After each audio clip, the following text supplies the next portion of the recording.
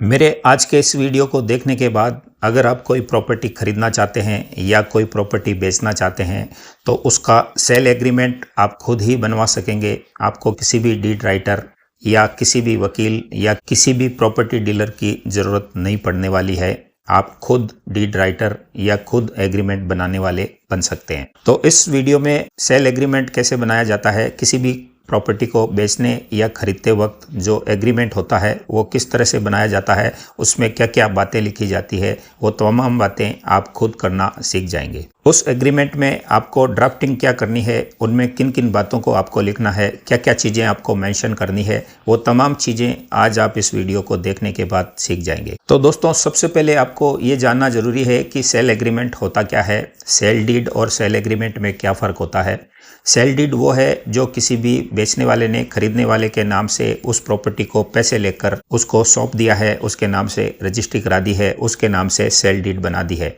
और sale agreement वो है जो किसी दो पक्षों में किसी भी प्रॉपर्टी का सौदा हुआ है, एग्रीमेंट के तहत शर्तें तय हुई है कि फलां प्रॉपर्टी या फलां ज़मीन को लेने का इकरार किया है और इतने दिन बाद पेमेंट लेकर रजिस्ट्री करा दी जाएगी। तो उसकी तमाम शर्तें जो इकरार की जाती है उसको सेल एग्रीमेंट या बेचान इकरारनामा कहा जाता है। तो सेल एग्रीमेंट सेल डीड से पहले का प्रोसेस है, यानी कि जब संपत्ति को क्रय या विक्रय किया जाता है तो उससे पहले तमाम शर्तों को जिस लेटर पे जिस पेपर पे लिखा जाता है उसको सेल एग्रीमेंट कहा जाता है। और इस सेल एग्रीमेंट में तमाम सौदे की तमाम जानकारियां, तमाम कंडीशंस और तमाम शर्तें लिखी जाती है और उनका पालन भी किया जाता है। तो आपके सामने ये चीज़ क्लियर होगी कि सेल एग्रीमेंट क्या होता है और उसमें तमाम क्या क्या बातें लिखी जाती है, वो आपको इस वीडियो में आगे देखने को मिलने वाली है। तो सबसे पहली कंडीशन दोस्तों आती है, वो ये आती है कि सेल एग्रीमेंट कौन कर सकता है। तो उसके लिए किसी भी व्यक्ति को, चाहे वो खरीदने वाला हो या बेचने वाला हो,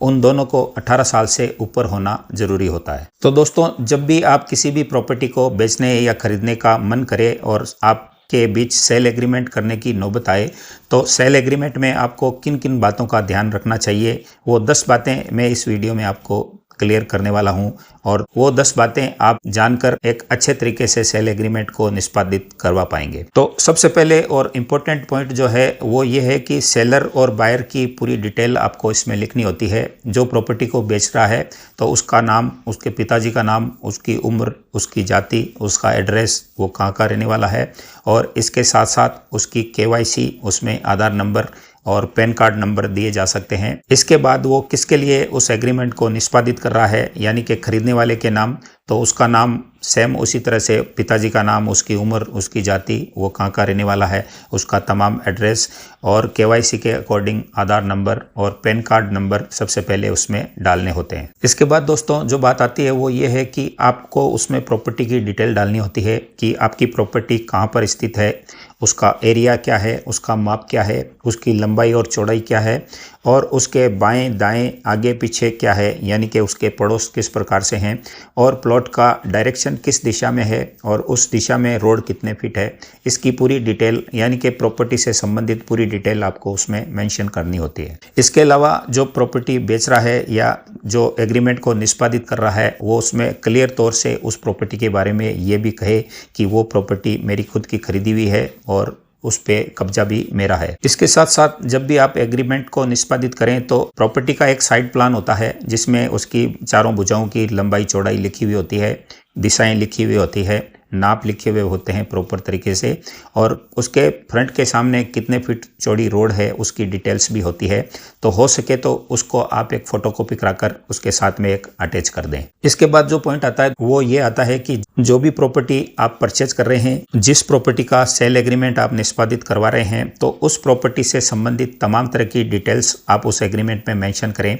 यानी कि उस प्रॉपर्टी को किसके नाम से सबसे पहले अलॉट किया गया था, किसके नाम से पट्टा जारी किया गया था या फर्स्ट रजिस्ट्री किसके नाम से हुई थी, उसके बाद उस प्रॉपर्टी को आगे किसको बेचा गया था, उसने फिर आगे किसको बेचा, बीच में कोई पावर ऑफ अटॉर्नी है या नहीं है, तमाम चैनल डॉक्यूमेंट्स की A to Z उसमें डिटेल आपको मेंशन करवानी होगी। तो कहने का ये मतलब है कि प्रॉपर्टी जहाँ से शुरू हुई और जहाँ तक आपके पास पहुँची है उसके बीच में तमाम जितने भी टाइटल हैं जितने भी चैनल डॉक्यूमेंट्स हैं उनकी total A to Z details आपको उस एग्रीमेंट में मेंशन करनी है कि A से B को आई, B से C को आई, C से D को आई और अब आप उसको खरीद रहे हैं। तो प्रॉपर्टी से संबंधित सारी डिटेल आपको उस सेल एग्रीमेंट में मेंशन करनी है। इसके बाद दोस्तों उस सेल एग्रीमेंट में आपको जो पेमेंट्स की कंडीशंस हैं, यानी कि आपका सौदा कितने अमाउंट में हुआ,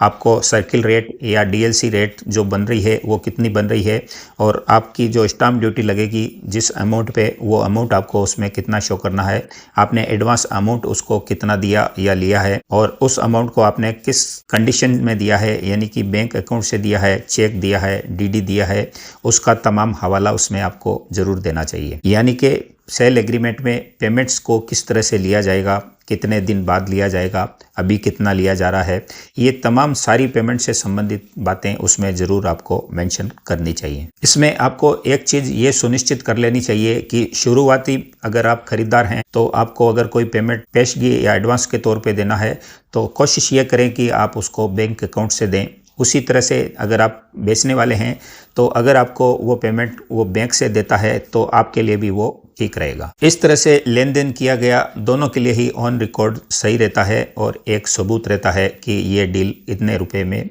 इतना पेशगी देने पर हुई है। इसके अलावा जब भी आप सेल एग्रीमेंट करते हो और आप पेशगी अमाउंट दे रहे हो और जिस दिन सेल एग्रीमेंट को बना रहे हो तो आपको रजिस्ट्री कितने टाइम बाद करानी है, बाकी का पेमेंट्स आपको कब कब देना है, उसकी सारी टाइम लिमिट भी आपको उस एग्रीमेंट में मेंशन अच्छे तरीके से करवा लेनी चाहिए ताकि उस समय अवधि में आपके प्लॉट्स की रजिस्ट्री हो सके। ये दोनों ही बेचने वाले और खरीदने वाले के हित में रहता है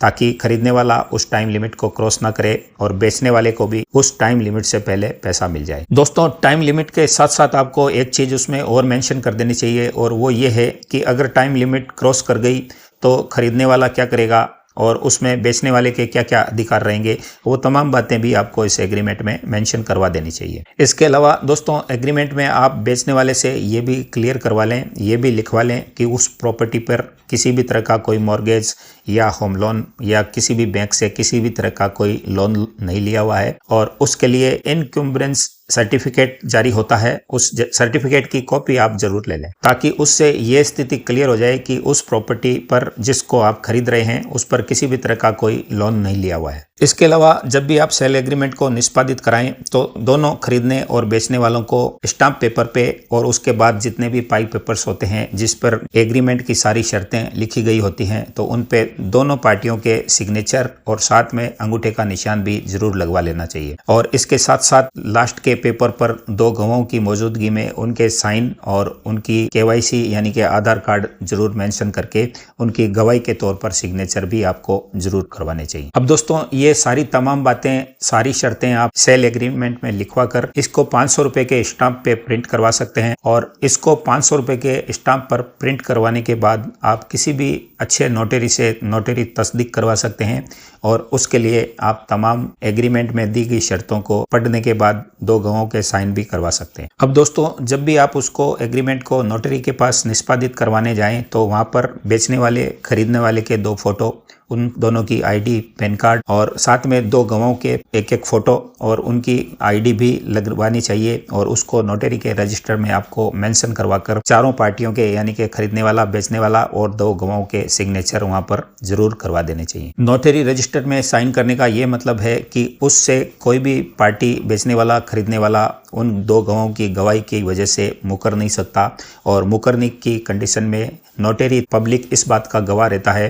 कि उसकी मौजूदगी में उसकी गवाही के तौर पर ये सेल एग्रीमेंट निष्पादित किया गया था और किसी भी वाद विवाद की कंडीशन में उनके फेवर में कोर्ट में गवाही भी देने के लिए एग्री होता है। तो दोस्तों अपने लेवल पर खुद आप सेल एग्रीमेंट कैसे निष्पादित करवा सकते हैं उसकी सारी बारीकियां मैंने आपको इस वीडियो में बता दी है, यानी कि सेल एग्रीमेंट में क्या क्या कंडीशंस लिखनी चाहिए, क्या क्या प्रॉपर्टी की डिटेल लिखनी चाहिए, बेचने वाले खरीदने वाले की किस तरह से डिटेल लिखनी चाहिए, दो गवाहों के फ़ोटो और ID लगाकर किस तरह से उनकी गवाही भी उसमें डालनी चाहिए। ये तमाम बातें आप सीख गए होंगे और इन बातों को सीखने के बाद मैं उम्मीद करता हूं कि आप खुद एग्रीमेंट निष्पादित करना सीख गए होंगे। फिर भी मेरा आपको ये सजेशन है कि सारी बातों की जानकारी होने के बाद भी आप किसी भी जानकार से या किसी वकील, जो प्रॉपर्टी का जानकार वकील हो या जो अच्छा प्रॉपर्टी डीलर हो, उसकी निगरानी में ही ये काम करवाएं तो आपको कठिनाइयां नहीं आएंगी। तो दोस्तों, उम्मीद करता हूं कि सेल एग्रीमेंट को कैसे निष्पादित करवाया जाता है और किस प्रकार से उसमें कंडीशंस लिखी जाती है, इससे संबंधित ये वीडियो आपको पसंद आया होगा। तो ये वीडियो अगर पसंद आया है तो इसको एक लाइक जरूर कर दीजिए। हमारे channel star real estate and builders को सब्सक्राइब करके जरूर जाइए। साथ ही साथ बेल आइकन भी जरूर दबाइए ताकि इसी तरह की वीडियो आपको आगे भी मिलती रहे। तो दोस्तों, मिलते हैं फिर नए वीडियो के साथ। तब तक के लिए नमस्कार। जय हिंद, जय भारत।